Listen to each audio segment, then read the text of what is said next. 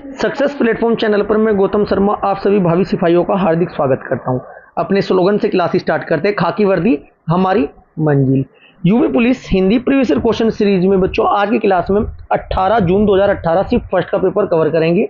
इस पेपर में बच्चों हमारे 37 क्वेश्चन में मैं आपको एक्स्ट्रा प्रैक्टिकल डिटेल के साथ लगभग आगामी एग्जाम में 10 से 15 नंबर आपके पक्के कराने वाला हूं यदि आपने क्लास कंप्लीट देखी है।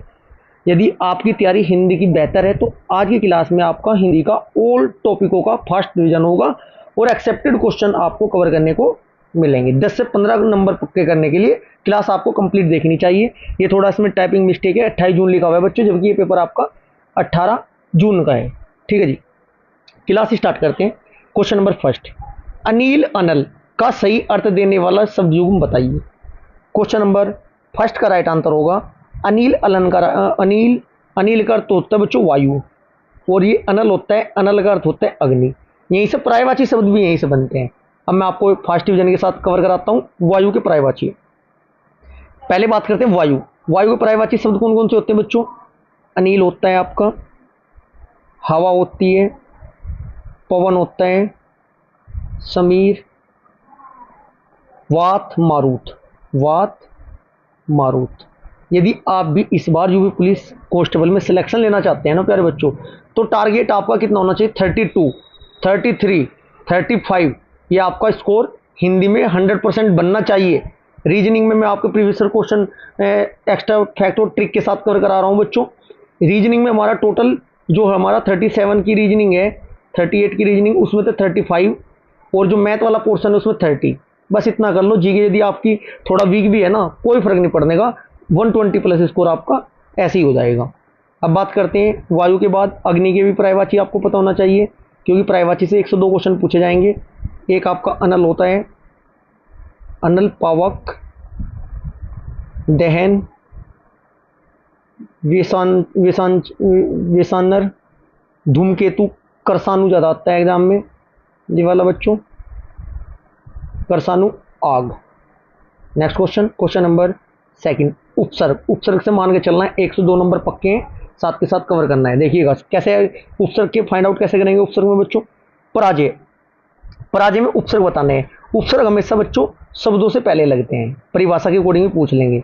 शब्दों से पहले लगकर उनका अर्थ बदल देते हैं उपसर्ग होते हैं। एक प्रत्यय होते हैं, प्रत्यय का अर्थ क्या होता है? पीछे पीछे, जो पीछे की साइड लगते हैं शब्दों के वो प्रत्यय होंगे, जो प्रारंभ में लगेंगे उन्हें उपसर्ग बोलेंगे। फ्री के 2 नंबर है जी ये। देखिएगा पराजय, पराजय में कौन सा है? पर है जी। पराजय में क्या है? परा। ऑप्शन नंबर सी परा होगा। अब मैं आपको एग्जाम्पल के साथ बताऊंगा, जैसे कि परी, एक आपका उपसर्ग होता है परी।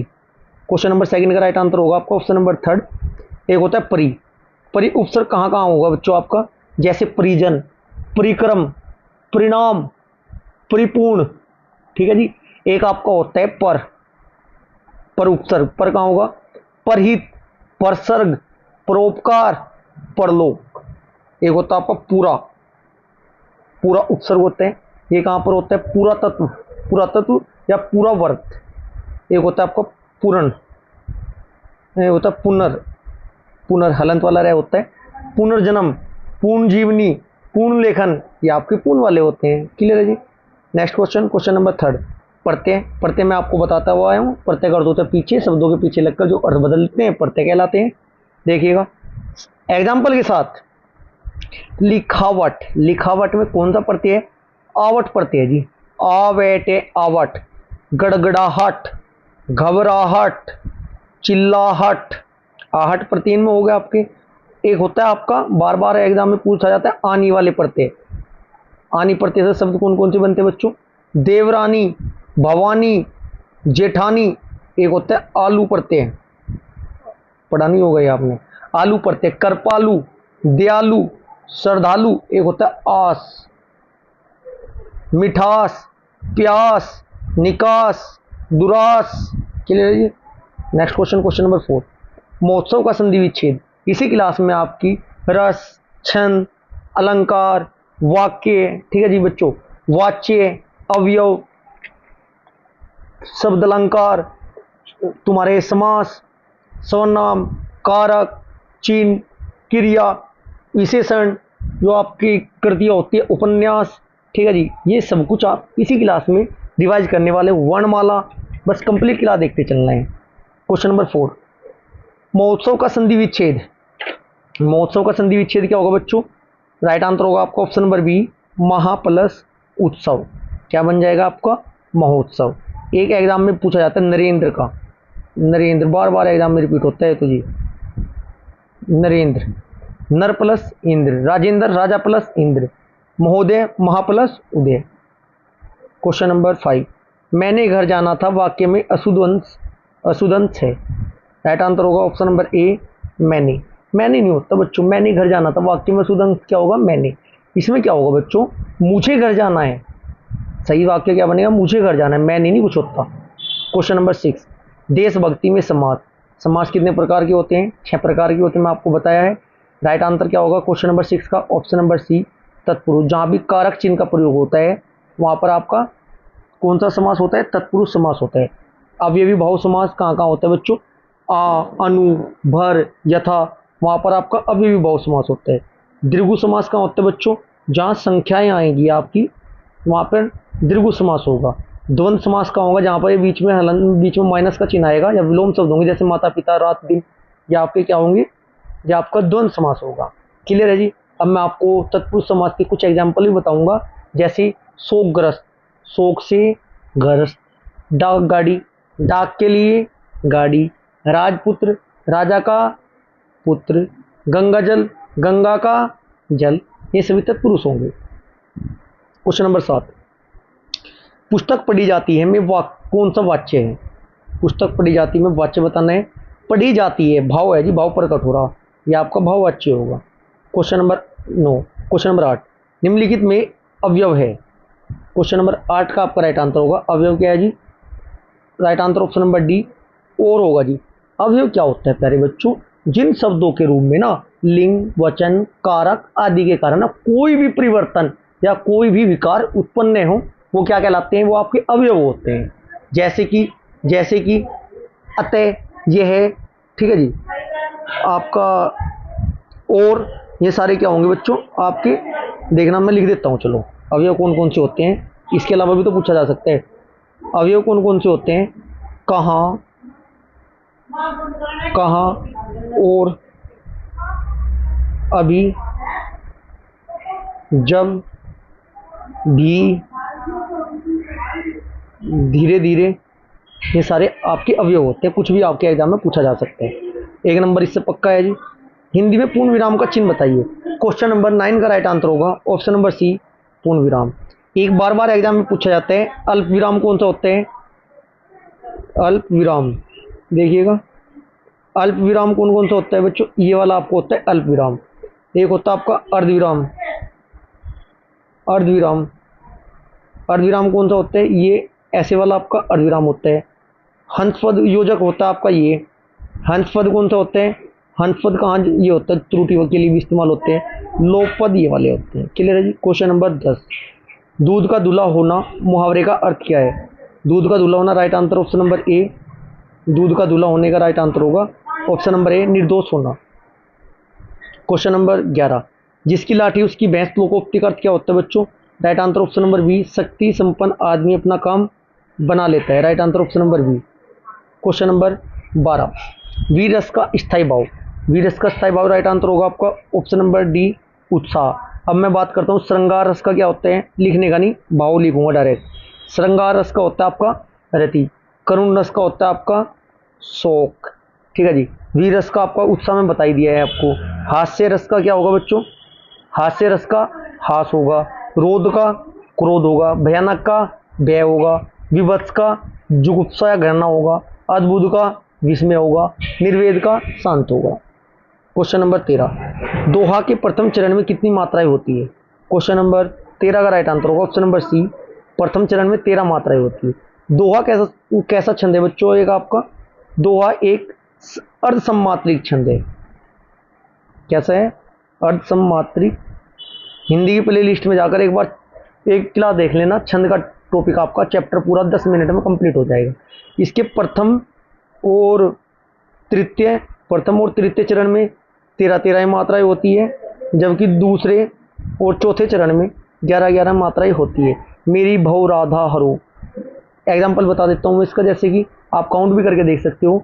मेरी भव बाधा हरो, राधा नागरी सोई, जातन की झाई प्रे, श्याम हरित दूही होई। क्लियर है जी। नेक्स्ट क्वेश्चन, क्वेश्चन नंबर 14, निम्नलिखित में से कौन सा शब्द अलंकार है? शब्द अलंकार के भी प्रकार डायरेक्ट पूछे जाते हैं। राइट आंसर होगा आपका शब्द अलंकार है ऑप्शन नंबर डी आपका राइट होगा, यमक। यमक के एग्जाम्पल कैसे फाइंड आउट करोगे बच्चों? यमक, जहां कोई दो मान लिया कोई शब्द जितनी बार आएगा उतने उसके अलग अलग अर्थ निकलेंगे, वहां पर आपका यमक अलंकार होगा। अब यहाँ पे शब्द अलंकार की बात आई है, इसके भेद भी आपको पता होना चाहिए। शब्द अलंकार के अंतर्गत कौन कौन से आते हैं बच्चों? एक तो आपका अनुप्रास, सबसे पहले अनुप्रास, यमक, सलेस, वक्रोति। ठीक है जी, तो मेनली 4 आते हैं शब्द अलंकार की। अर्थ अलंकार के अर्थ कौन कौन से होते हैं बच्चों? एक तो बस फेमस फेमस पता करने तो बहुत सारे हैं। उपमा, उपमा, रूपक, उत्प्रेक्षा। एक काम कर लेना, ये 4 या 5 याद कर लेना। अनुप्रास, यमक, सलेस, वक्रोति, ये शब्द है तो बचे हुए सारे क्या हो जाएंगे? अर्थ हो जाएंगे। है तो बहुत सारे, ज़्यादा याद नहीं कर पाएंगे आप। उपमा भी है, रूपक भी है अर्थ अलंकार के अंतर्गत, उत्प्रेक्षा भी है, ठीक है जी, व्यतिरेक भी है, अतिशयोक्ति भी है, भ्रांतिमान भी है, संदेह भी है, बहुत है। क्वेश्चन नंबर 15, निम्नलिखित में से तालव्य के, टी, एम, डी, ओ, के, चे, टे, ते, पे। के से कंठ है, टी से तालु, बस आगे नहीं जाते, लिख देता हूँ। एम से मूर्धन्य, डी से दंते, ओ से ओष्ठक। क्या पूछा ना? तालव्य, तालव्य है के, टी, टी वाला, टी वाले बोलो चे वाला, चे, छे, जय। तालव्य में कौन कौन से आ जाएंगे? चे वर्ग, चे वर्ग आएगा पूरा। इसके अलावा ई भी आता है, छोटी बड़ी ई आता है। चे वर्ग कंप्लीट आएगा, ये आएगा और से आएगा। क्लियर है जी। क्वेश्चन नंबर 16, निम्न में से कौन सा वन अघोष है? अब आपको पता होना चाहिए अघोष कौन से होते हैं, सघोष कौन से होते हैं। पूरा टॉपिक देखो कवर होना चाहिए, तब तो देखो मजा है पढ़ने में हिंदी। यदि आप रट्टा फिक्शन करोगे तो हवा नहीं आने की 20 से 25 स्कोर आएगा, सिलेक्शन होता नहीं। सिलेक्शन यदि हिंदी में जिन स्टूडेंट के 20 से 25 हुआ ना, तो भाई साहब आपको मैथ, रीजनिंग और जीके में बहुत अच्छा स्कोर करना पड़ेगा। बात समझिए, मेरा कोई किसी से पर्सनल दुश्मनी नहीं है, लेकिन मैं आपको आगाह करना चाहता हूँ कि रीजनिंग में, हिंदी में जितने ज़्यादा मैक्सिमम क्वेश्चन आप सही कर पाओगे उतना आपको बेनिफिट मिलने वाला है। अघोष बताना है आपको। क्वेश्चन नंबर 16 का राइट आंसर होगा ऑप्शन नंबर ए, क्या है जी? अघोष वन क्या होते हैं बच्चों? जिन ध्वनियों के उच्चारण में ना स्वर तंत्रियों में कंपन उत्पन्न नहीं होता, उन्हें अघोष कहते हैं। ठीक है जी। अघोष के अंतर्गत आपका पहला और दूसरा, पहला वर्ग और दूसरे वर्ग में जितने आएंगे अघोष होंगे, जबकि आपका सघोष में कौन से होंगे बच्चों? तीसरा, चौथा, पांचवा। यही कंडीशन अल्पप्राण महाप्राण की आती है। जब बात करेंगे अल्पप्राण की, 1, 3, 5 वाले अल्पप्राण होंगे, महाप्राण 2 वाला और 4 वाला होगा। अपने आप फाइंड आउट कर लियो, उतना आप समझदार हो। जब हिंदी का पेपर, पुलिस का पेपर दे रहे हो, इतनी हिंदी आपने पढ़ी होगी, पहला ही चैप्टर है। क्वेश्चन नंबर 17, निम्न में से कौन सा शब्द स्त्रीलिंग है? स्त्रीलिंग अपना बना बोल बोल कर देखना, गलत होने का मतलब ही नहीं है। देखो शब्द स्त्रीलिंग है, उपहार। उपहार दिया या उपहार दी? सर उपहार दिया होता है, दिया होता तो पुल्लिंग होता है, ये तो है नहीं स्त्रीलिंग।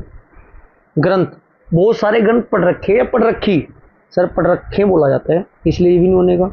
तुम्हारा मस्तक पर कुछ लग रहा है, या तुम्हारी मस्तक, या तुम्हारा मस्तक, ये भी स्त्रीलिंग नहीं है। रचना, उनकी रचना पढ़ी आपने, पढ़ा? रचना पढ़ा या पढ़ी? रचना पढ़ी होता है, इसलिए आपका स्त्रीलिंग होगा। ऐसे फाइंड आउट करना है। दुनिया का कोई सा भी शब्द दे दो, अगर गलत हो जाए मतलब ही नहीं है। निम्न में से कौन सा पुल्लिंग शब्द है? देखो इच्छा, कुछ खाने की इच्छा हो रहा है या हो रही है? सर इच्छा हो रही है, तो पुल्लिंग तो होता नहीं, इच्छा स्त्रीलिंग हो। राष्ट्र, हाँ जी, राष्ट्र, हमारा राष्ट्र बहुत अच्छा है, अच्छी, बहुत अच्छा है, उसकी रक्षा, उनकी रक्षा करनी चाहिए, रक्षा करना चाहिए, करनी हो, स्त्रीलिंग होगा। उनकी योग्यता बहुत ज़्यादा है, उनकी योग्यता या उनका योग्यता, उनकी योग्यता, ये भी गलत है, स्त्रीलिंग राष्ट्र हो, सॉरी पुल्लिंग राष्ट्र होगा। आप समझ चुके होंगे मैं बताना क्या चाह रहा हूँ आपको। क्वेश्चन नंबर 19, किस शब्द का प्रयोग सदा बहुवचन में होता है? क्वेश्चन नंबर 19 का राइट आंसर होगा ऑप्शन नंबर सी, प्राण का। प्राण हमेशा बहुवचन में होगा बच्चों। सदा बहुवचन में प्रयुक्त होने वाले कुछ शब्द होते हैं, जैसे आंसू, दर्शन, बाल, हस्ताक्षर, प्राण और होश। एक वचन में भी कुछ होते हैं जैसे सोना, सोना, जनता, माल, सामान, सामग्री, आपके एक वचन के अंतर्गत आते हैं। क्वेश्चन नंबर 20, ने किस कारक का चिन्ह है? ये तो भाई पूरा पढ़ लेना, एक भी नंबर पक्का हो सके, दो तो एक तो फिक्स है जी, आना ही आना कारक का, दो भी आ सके, तीन क्वेश्चन भी एग्जाम्पल के साथ मिल सकते हैं देखने को। कुछ भी रिस्क नहीं लेना, टॉपिक हर टॉपिक को रिवाइज करते हुए चलो, फिर बताना मुझे 30 प्लस स्कोर 32 35 तक स्कोर ना हुआ। चलो रिवाइज करते हैं कारक को साथ के साथ। कारक कितने प्रकार के होते हैं? सबसे पहले तो पता होना चाहिए 8 प्रकार के होते हैं। कर्ता ने कर्म को करण से क्रिया के द्वारा, संप्रदान को या के या लिए या हेतु, आपादान से मतलब अलग होने के लिए होता है, संबंध काकी के नानी ने रारी रे, ठीक है जी, अधिकरण में पर या विषय में, संबोधन हे अरे ओ हो। ने आया है इसमें, ने का मतलब क्या हो जाएगा बच्चों? कर्ता ने को आता तो कर्म को, के से या के, मैं बस से दिल्ली गया तो वहां पर करण आ जाता, ठीक है जी। ऐसे ही बस फाइंड आउट कर सकते हो, बहुत आसान है। क्वेश्चन नंबर 21, निम्नलिखित में से सर्वनाम है, सर्वनाम है बच्चों, ये आपको बताना है। सर्वनाम के कितने भेद होते हैं? 6 भेद होते हैं। एक नंबर पक्का है जी, स्क्रीनशॉट ले लो।